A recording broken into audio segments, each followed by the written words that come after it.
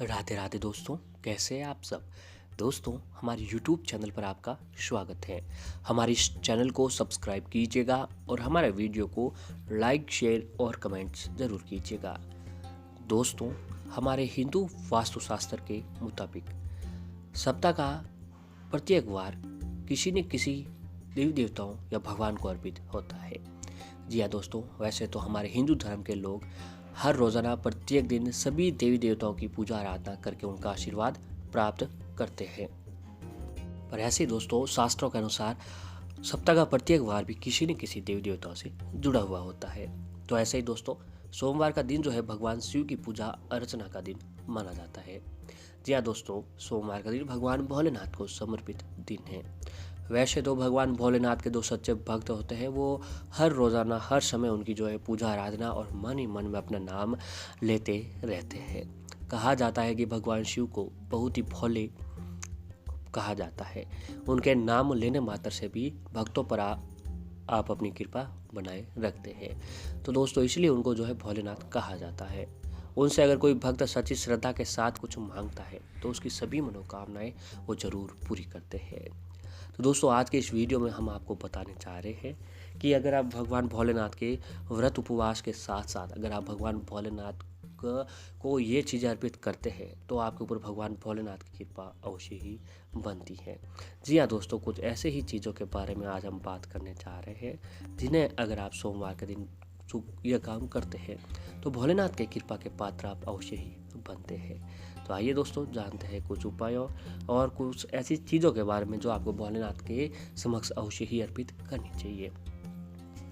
दोस्तों, हमारे हिंदू धर्म में भगवान भोलेनाथ को का स्थान बेहद ही खास माना जाता है। हर सोमवार को भक्त उनकी पूजा करते हैं और मान्यता है कि अगर आप इस दिन सच्चे दिल से भगवान शिव की पूजा करेंगे तो भोलेनाथ आपकी हर मनोकामनाओं को पूरा करेंगे। इसीलिए इस दिन लोग शिव की भक्ति करते हैं और इसके अलावा लोग व्रत भी रखते हैं। इस दिन शादीशुदा जोड़े अगर मंदिर जाकर पूजा करते हैं तो उनका वैवाहिक जीवन बेहद ही अच्छा और सुखमय बना हुआ रहता है।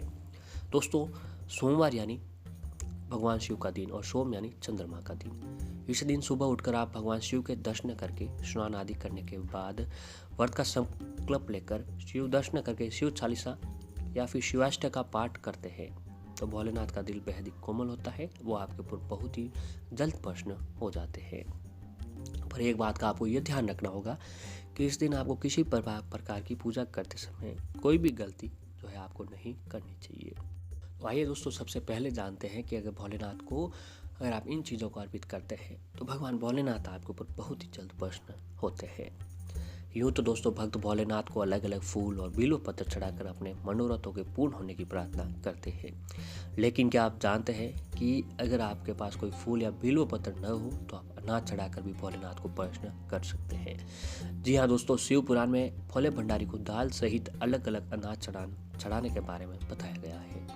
साथ ही ये भी बताया गया है कि इन अनाजों को चढ़ाने से जीवन में सुख सौभाग्य एवं सभी मनोरथ की पूर्ति होती है। तो आइए दोस्तों, जानते हैं विस्तार से उन सभी चीज़ों के बारे में।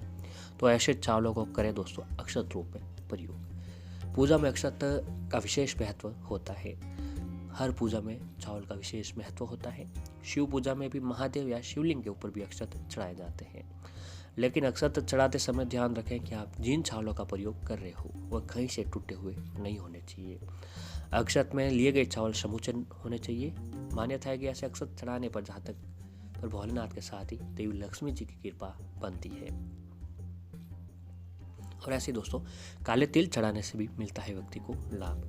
यदि बेलपत्र या फूल न हो तो आप भोले शंकर को काले तिल भी चढ़ा सकते हैं। मान्यता है कि जो जातक भोलेनाथ को काले तिल चढ़ाते हैं उनके जीवन में सभी प्रकार के क्लेश समाप्त हो जाते हैं। मानसिक शारीरिक तौर पर भी स्वस्थ रहते हैं और अचानक आने वाली तकलीफों से भी व्यक्ति को राहत प्राप्त होती है। और दोस्तों, ये दाल चढ़ाते हैं तो भी सारे दुख होते हैं दूर।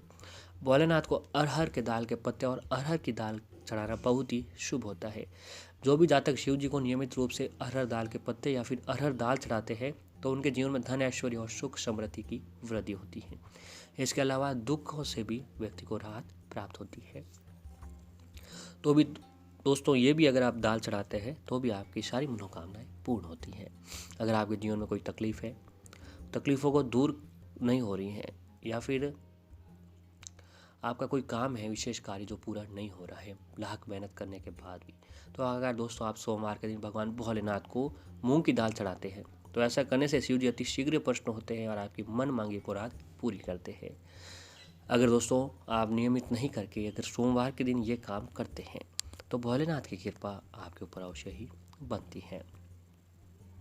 और ऐसे ही दोस्तों अगर किसी व्यक्ति के जीवन में संतान सुख की कमी हो तो उसे भोलेनाथ को गेहूं अवश्य चढ़ाने चाहिए। ऐसा करने से जातक को कुल का मान बढ़ाने वाली संतान का सुख मिलता है।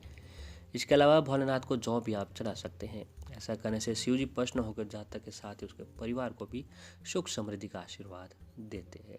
जी हाँ दोस्तों, अगर आप ये सभी चीज़ें सोमवार के दिन चढ़ाते हैं तो भगवान भोलेनाथ की कृपा आपके ऊपर अवश्य ही बनती है। और ऐसे ही सोमवार के दिन भगवान शिव जी का जलाभिषेक करने के दौरान उसमें कुछ तिल मिलाकर 11 बेलपत्र के साथ अर्पित करते हैं तो इससे भी आपको लाभ प्राप्त होता है। साथ ही ऐसी मान्यता है कि शिवलिंग पर हमेशा मिश्री अर्पित करने के बाद ही जल चढ़ाना चाहिए। इस तरह से की गई पूजा आपकी जरूर पूर्ण मानी जाती है और भगवान भोलेनाथ की कृपा के आप पात्र बनते हैं। मान्यताओं के मुताबिक दोस्तों सोमवार को सफ़ेद गाय को रोटी और गुड़ खिलाने से भी हमारी सभी मुश्किलें दूर हो जाती हैं। गौ माता को शास्त्र पुराणों में भी काफ़ी महामत्य बताया गया है। कहा जाता है कि गाय जहाँ गाय बैठती हो वह स्थान व घर और सर्वदा के लिए पवित्र हो जाते हैं। और ऐसे दोस्तों भगवान भोलेनाथ की आप जब भी पूजा कर रहे हैं तो आपको ये चीज़ अवश्य ही चढ़ानी चाहिए। भोलेनाथ को चंदन अवश्य चढ़ाएं, अक्षत बिल्कुल चढ़ाना चाहिए। बिल्व पत्र, जी हाँ दोस्तों, बिल्व पत्र एक ऐसा होता है इसके बिना भगवान भोलेनाथ की पूजा भी अधूरी मानी जाती है। तो आप हो सके तो सोमवार के दिन भगवान भोलेनाथ जी को सबसे प्रिय वस्तुओं में से बिल्व पत्र आपको अवश्य ही चढ़ाना चाहिए। धतूरा हो गया दोस्तों, ये भी आपको चढ़ाना चाहिए।